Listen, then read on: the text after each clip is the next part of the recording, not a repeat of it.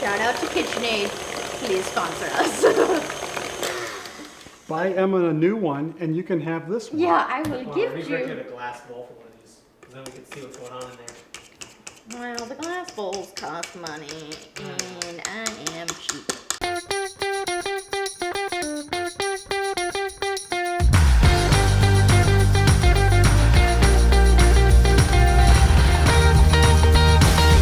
Hi everyone, and welcome back to Cooking with Pastors. I'm Chef M, and this is Pastor. Say hi, Pastor. I don't know how I feel about Emma telling me to introduce myself and telling me how. Emma used to work for me. And for crying out loud, I've been at Colonial for Eventually. Hi. I've known Pastor Scott for a while, and I know you're not supposed to have favorites, but what can I say? Scott, I'm so glad you could join us today. For those of you who don't know, Scott used to be my boss, my very favorite boss in the whole world ever. Ever. Okay, Scott, You know, it's true, and I got to eat some of your food. Yeah. And this is the first time I've ever been on this side of the process. Yeah, now you get to make some of the food that's and great. do the dishes after. Okay, so we are going to be making a Christmas classic, and it is called Bûche de Noël, or in America, a Yule log. Bûche de Noël. Yes. All right. So your job to start with is I want you to zest this entire orange into that bowl. The best part of zesting is the word zesting. It's such a happy word. And while you do that, I am going to get our eggs mixing. So this recipe takes 5 whole eggs, and you're gonna put them in a mixer with a whisk attachment, which I'll add in a minute. I always add my attachments afterwards so that I have room to work over the bowl first. So if someone didn't have one of these, is there another way to zest an orange? Or do you really need one of these? You really need one of those. What you could do is use some of the orange juice or use a little orange extract, which is what I would suggest. You can also buy like dried orange zest at the grocery store. See, in my house, things like this become back scratchers. And then my wife never wants to use it for cooking again. Well, Feels like understandably. it's been permanently contaminated. I'm just gonna wash my hands real quick. All right, is that pretty good? Yes, perfect. And then to that bowl, you will add a half a cup of baking chocolate, so unsweetened baking cocoa. And while you do that, Half a cup. And I have a spoon for you if that's easier Yeah, to get it out this with. won't go in. I'm going to add 2/3 a cup of sugar to the eggs. I'm making a mess all over your counter. That's fine. You'll clean it up later. Okay, and now we're just gonna whip this on high until the eggs and the sugar are light and fluffy. You want a lot of air in here, so let it go for a good 5 to 7 minutes. You really can't over whip this portion. Okay, and then to that, you're going to add 2 tablespoons of flour, just white flour. All right. The level. Yes. Really nice. 2 level tablespoons. 2 level tablespoons, and then just mix it all together.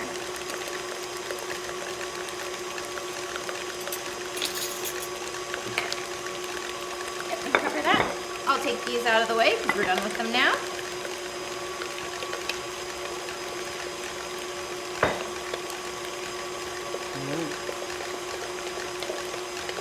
They're getting light and fluffy. Yes, I'm going to go ahead and turn the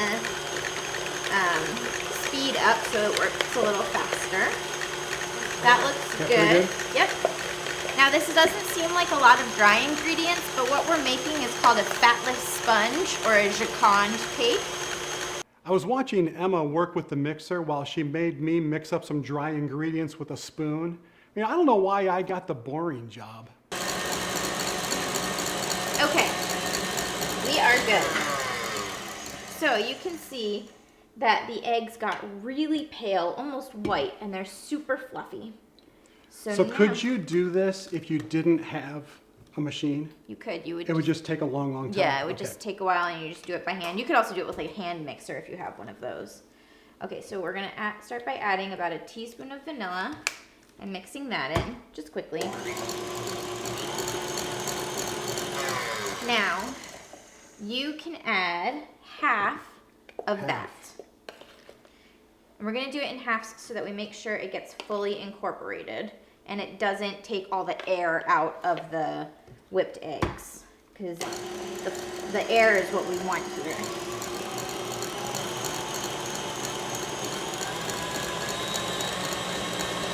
That looks good. Yeah, looks great. And now we'll add the second batch. So all the rest? All the rest. Every time I open up one of those cocoa powder containers, I go poof, and it gets all over my shirt. Okay, here we go.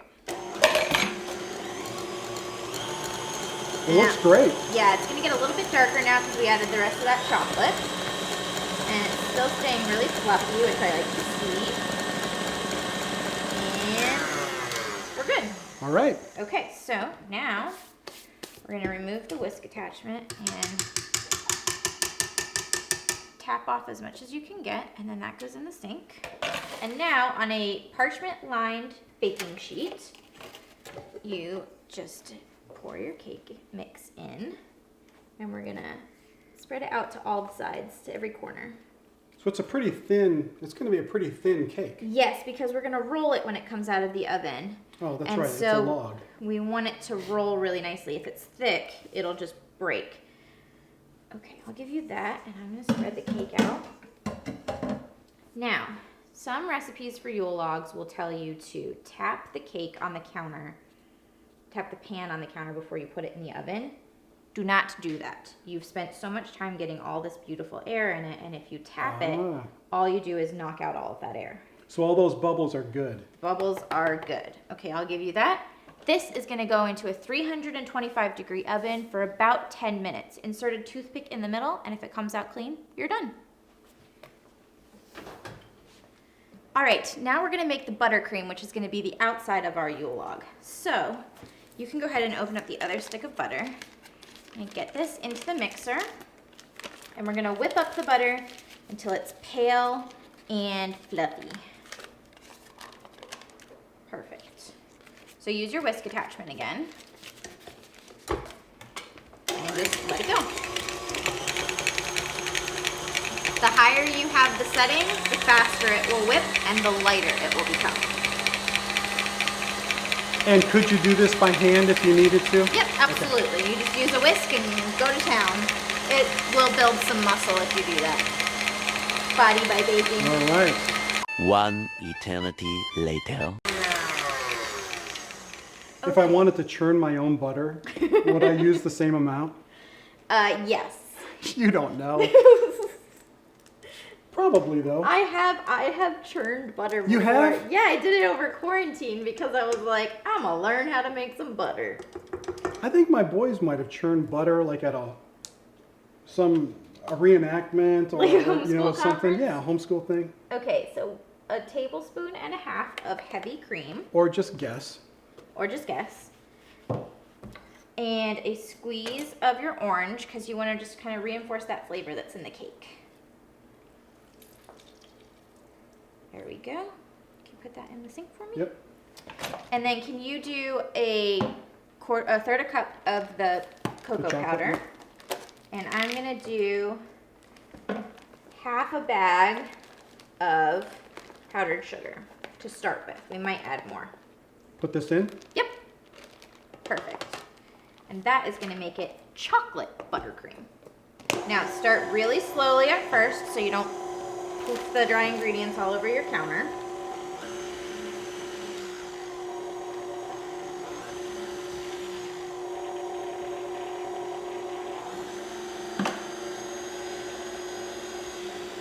I'm making a mess. Yeah. Oh well. That's the fun of baking. I think we're breathing sugar dust. We're gonna crash at about 4 o'clock this afternoon. Here we go. Is it supposed to be thick like that? Yes, we'll add more sugar as we go, but we're also gonna let it whip, and as it whips, it's gonna get fluffier and lighter. And we wanna do it chocolate because we're making a Yule log, so as we put it on the cake, we want it to look like wood, almost. Oh.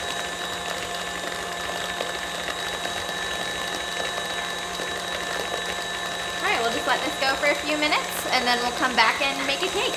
So the most tricky part of this whole Yule log business is the actual rolling. You want that beautiful pinwheel spiral inside. Take your time, go slowly. It's okay if it breaks a little bit. We're gonna cover it up with some icing anyways, but mostly just take your time, roll it while it's still warm, and then let it cool rolled. It's gonna give the cake some muscle memory, so when you fill it, it will roll back up really easily. I think I'm gonna let Emma roll this. I feel like I'm gonna mess it up. All right, Scott, we are ready for the next step. We have rolled our log and let it kind of cool while it was rolled up. Now it's time to very gently and lovingly unroll it. Ooh. You know, I bet there's some sort of a log rolling robot. I'm sure there is. Automate this whole. I want to get me one of those. Okay, very carefully, just take off Yeah, it's sticking a little bit. the paper. Now you'll notice for mine, it did go ahead and rip a little bit, but that is okay. We're not going to be too concerned because we are going to be able to fix it with icing. So, part number 1. Smells great. Yeah, it's so chocolatey Already, and yeah, orangey. Yeah. This is a orange whipped cream. All I did was whip up some cream and sugar and add some orange zest to it. You could also use Cool Whip or store-bought whipped cream. There's no right answer here. Okay. Or I guess you could use like an orange extract. Could you do that too? Yep, absolutely. Aren't you impressed that I knew about orange extract? I'm so Yeah, see? impressed. Have you been watching the Great British Baking Show? No, but I know my extract. You're an extract enthusiast? Yeah. Okay, I'm gonna give this part to you. Just kind Just of keep spread spreading? it out until it reaches Do all I the want to use corners. all of that or? I'll put some more on for you. Now the reason I use whipped cream in here instead of icing is that I don't want it to be so overly sweet. We're gonna put icing on the outside to make it look like a log, so we can do something a little less sugary on the inside. Unless you're using Cool Whip, and then it will be extra sugary.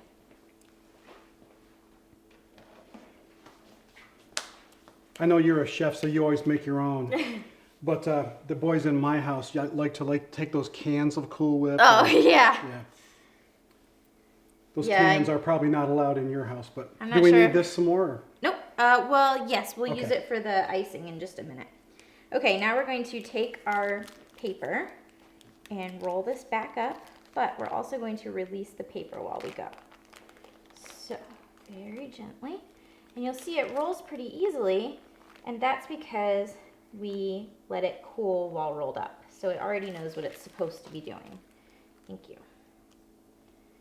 Very gently, right to the end. Okay.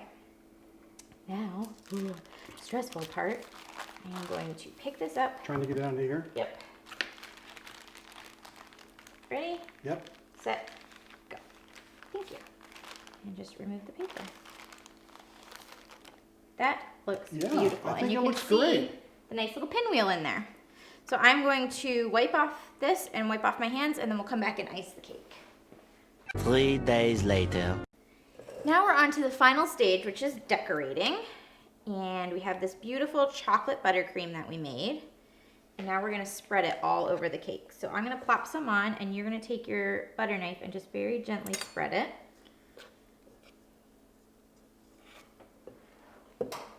And you wanna cover the whole cake, We're going all the way down the sides all the way too. down the sides, yep. Let me use this and see if that's a little bit easier to get more. There we go. That's the ticket.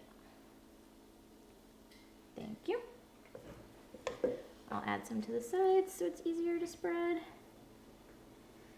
And the point of using the chocolate is to make it look like a real log, hence Yule log.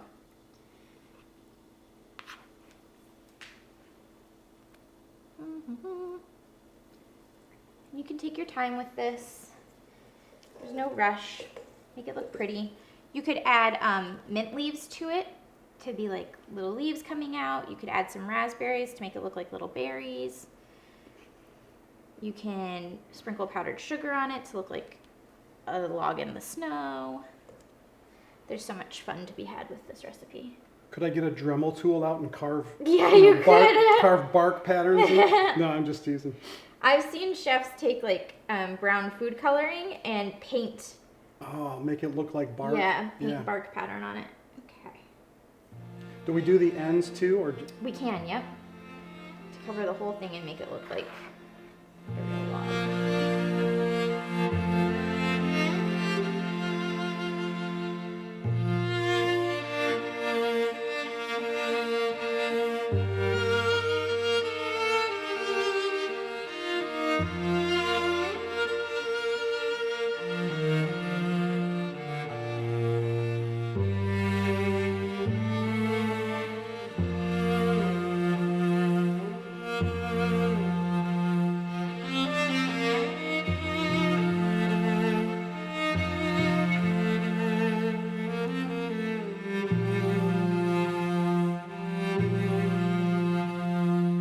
And now it's time for the best part of the whole day. All right. We get to taste it. Let's eat.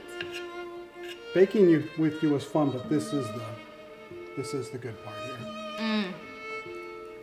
I love chocolate and orange together. Oh yeah, that's excellent. Thank you. That whole process was a lot easier than it looked, and it tastes amazing. 10 out of 10. Highly recommend it. This was so much fun. I'm so glad Pastor Scott could join us. He really is my favorite. Now make sure that you post your pictures so that I can see your bûche de Noëls, or Yule logs as we call it here in the States. We'll look forward to seeing you next time. Very good. Well, Pastor, this was super fun. I'm so glad we could do this together. Me too, and why don't you just take it from here? I'm just gonna... Okay, you keep eating. Make sure that you all go to christmassweet.com to find the recipes, post your pictures, and get a premiere date for our upcoming film. Plan your watch party and make your sweets. I can't wait to see what you guys come up with.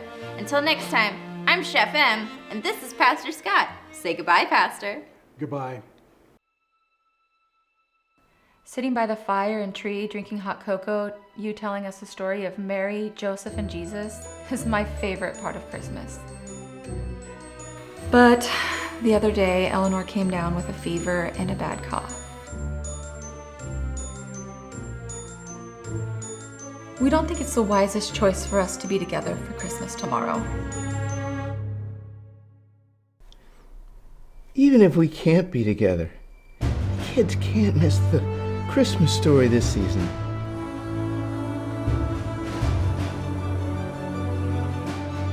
I need them to know the light still shines in this dark world.